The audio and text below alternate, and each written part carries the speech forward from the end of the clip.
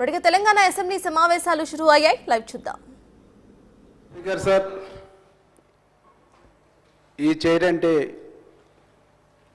సభకు గౌరవం. అధ్యక్ష, గౌరవ సభ్యులు మాట్లాడుతూ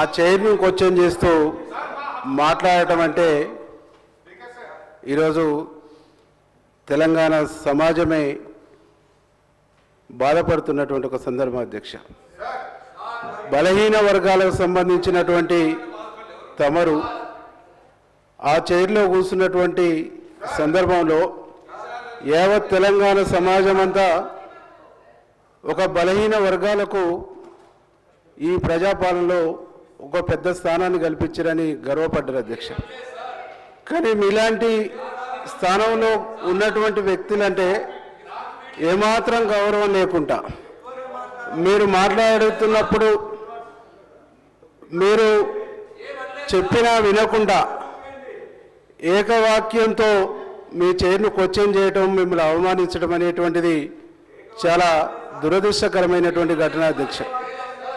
అధ్యక్ష, ఆనాడు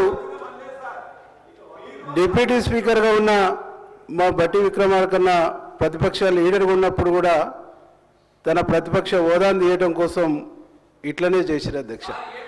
అధ్యక్ష, మొత్తం తెలంగాణ సమాజం మొత్తం ఈరోజు ఒక దళిత స్పీకర్కు జరిగినటువంటి అవమానంగా ఈరోజు సమాజం భావిస్తుంది. కాబట్టి మీ పట్ల, చైర్ పట్ల గౌరవం లేకుండా మాట్లాడినటువంటి వ్యక్తులపైన చర్య తీసుకోవాలని చెప్పేసి మేము రిక్వెస్ట్ చేస్తున్నాం. అధ్యక్ష, చర్య తీసుకోవడం ద్వారా ఈ జాతికి జరిగినటువంటి, కింది వర్గాలకు జరిగినటువంటి అవమానానికి సంబంధించినటువంటి సమాజానికి ఒక మంచి సంకేతం ఇచ్చినటువంటి పరిస్థితి ఉంటుందని చెప్పేసి మేము రిక్వెస్ట్ చేస్తున్నాం.